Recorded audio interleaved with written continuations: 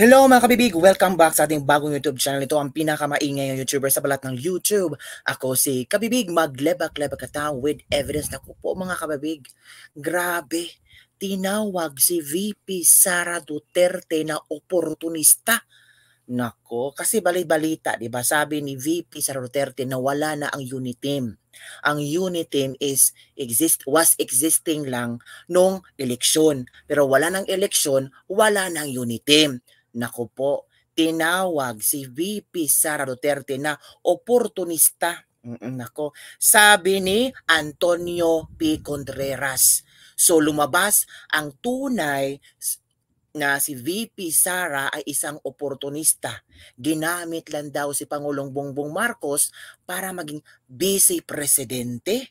Ako, napanood nyo ba ang video mga kabibig? Ito mga kabibig ha, panoorin natin ang video kung paano sinabi ni Contreras na si VP Sara Duterte ay isang oportunista. Okay, give me a moment because I'll be sharing my screen at makikita natin kung paano sinupalpal ni Contreras si VP Sara Duterte. Naniniwala ba kayo sa mga sinasabi ni Contreras? Grabe naman kung tawagin niyang oportunista si VP Sara Duterte mga kabibig, di ba? So ito na, manood tayo. Duterte is that she's appearing to be very, very opportunist here. Oh. Nakipagkakalam pala dahil sa eleksyon. Hindi sustansya ang pinag-uusapan ng unity. Ala. So lalabas yan. Candidates lang pala. At saka lalabas yan, opportunist ka, transactional, ginamit mo lang, di ba? So dito sinabi ni Contreras na ginamit mo lang, ginamit ni VP Sara si BBM para manalo. Grabe naman. Di ba naalala niyo mga kabibig na si BBM ay pumunta sa Mindanao, nanligaw kay VP Sara Duterte para tumakbong vice presidente? Di ba naging topic yan noon, ng mga ilang times pumunta ang mga Marcoses sa Davao, binisita si VP Sara Duterte para dinggin ang kanilang gusto. Di ba? Alam naman natin na gusto talaga ni Bongbong Marcos tumakbo. Kulang siya ng, ang tawag dito, ng malaking tao ba na talagang magdadala sa kanyang panalo. Alam naman niya na tawag dito, malakas ang pangalan ni VP Sara noong eleksyon. Gumawa siya ng way. BFF ni Aimee. O ginamit din ang kapatid. Diba? BFF ni Aimee. So close pa si Aimee at Bongbong that time, pero ngayon parang hindi na sila nag-usap. Pero ngayon tinawag ni Contreras na oportunista, nagmukhang oportunista si VP Sara Duterte. Let's continue watching this. Nagpagamit ka, di ba? Gamitan lang pala gano'n. So kaninong politika ngayon ang mas mabaho o mas masahol pag gano'n? Sa mata ng tao. The other thing that is bad for Sara Duterte is that she's appearing to be very, very opportunist. Again ha? That she's appearing to be very, very opportunist here. Nakipagkakalam pala dahil sa eleksyon. Hindi sustansya ang pinag-uusapan ng unity. So lalabas yan. Candidates lang pala. At saka lalabas yan, opportunist ka, transactional, ginamit mo lang, di ba? Nagpagamit ka, di ba? Gamitan lang pala gano'n. So, kaninong politika ngayon ang mas mabaho o mas masahol pag gano'n? Sa mata ng tao. The other thing that is bad for Sara Duterte is that she's appearing to be very, very opportunist. Ito ang sabi niya. Ano ang yung komento tungkol dito mga kabibig? Pero, kung oportunista man itong si VP Sara Duterte, bakit ang approval rating, satisfaction rating, trust rating, mas mataas pa kesa presidente natin? Yung presidente natin sometimes nag-negative 8 nga sa Bohol. Nalala nyo? Negative 8 si Bongbong Marcos sa Bohol. Diba? Pero bakit kung oportunista man si Sara Duterte, bakit mahal na mahal si VP Sara Duterte? Ito mga kabibig ha, ito, masishare ako sa inyo ha. Latest ito na hindi pa nilabas nila Pulse Asia Research Incorporated ha, as of March 6 to 10, 2024. Hindi daw ito pinalabas. Nako, ang sobrang baba ng approval rating ni Pangulong Bongbong Marcos. I-share ko sa inyo ha, para makita nyo ba, hindi na ito gawa-gawa ba? Wait for a while ha. Ito na. Tingnan natin. Ito Nyo ha? Pulse Asia Research incorporate awareness and performance ratings of top national government officials as of March 6 to 10, 2024. O approval ni Bongbong Marcos 55.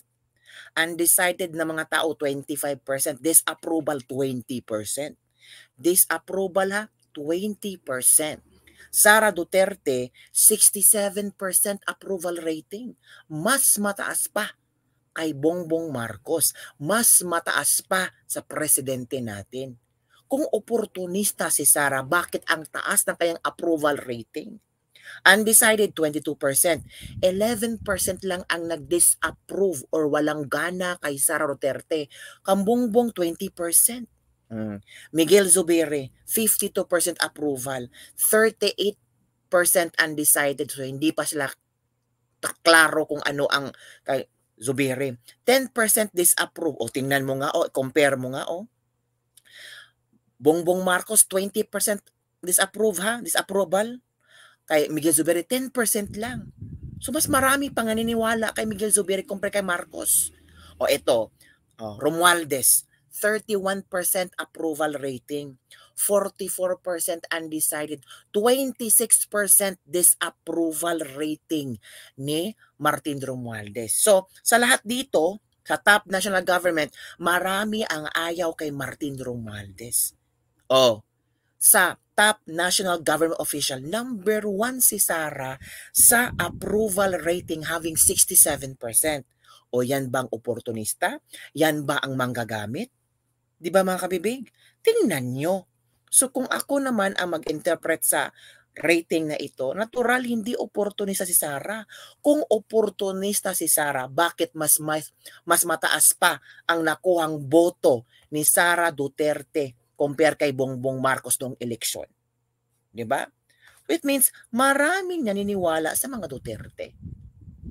Ewan ko nga ba kung bakit ganun ang kailang interpretasyon na nung sinabi ni VP Sara Duterte ba na ang UNITEAM ay laro o hindi laro ng ano lang during election. Pero ngayon may sariling trabaho na sila at naramdaman ni VP Sara Duterte na nag-iba na ang ihip ng hangin sa gobyernong ito.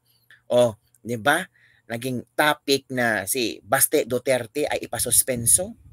Tapos ano nangyari kay Pastor Apollo Kibuloy? Merong bang statement si Bongbong Marcos tungkol kay Pastor Apollo Kibuloy na may malaking tulong sa panahon ng kampanya? One of the factor kung bakit si Pangulong Bongbong Marcos nabigyan ng platform para magsalita sa kanyang plataforma is through SMNI. May tinulong ba si Bongbong Marcos ngayon sa panahon ni Pastor Apollo Kibuloy? Wala. May statement man lang ba para simpatiya kay Pastor Apollo Kibuloy? Wala. So it means, sino ang manggagamit? Sino ang oportunista? Kayo na ang bahala mga kabibig mag-analyze. Pero ako naman, naniniwala ako sa ratings na nilabas ng Pulse Asia. Mas malaki ang ratings ni VP Sara Duterte. It means, marami ang naniwala kay VP Sara Duterte. Diba mga kabibig? So ano ang iyong komento tungkol dito? Meron pang pasabog si Contreras tungkol kay Pangulong Duterte. Posible daw na itong si Pangulong Duterte ay pwedeng makasuhan. Nako, itong si Contreras talaga ang daming nalalaman. Ewan ko mga kabibig niya, pwedeng madamay daw itong si former President Rodrigo Roa Duterte. So, yun lang mga kabibig, ang aking latest libak-libak for today. So, hanapin ko muna ang video, nasaan ba yun na kung saan sinabi ni Contreras na posibleng si Duterte, ang tawag dito, madali sa itong pagka-wanted ni Pastor Apollo Kibuloy. Pero, pag-uusapan natin yan sa susunod na vlog. Yan po ang aking latest libak-libak for today. Don't forget to like, subscribe, and share this video. Bye everyone! See you next time!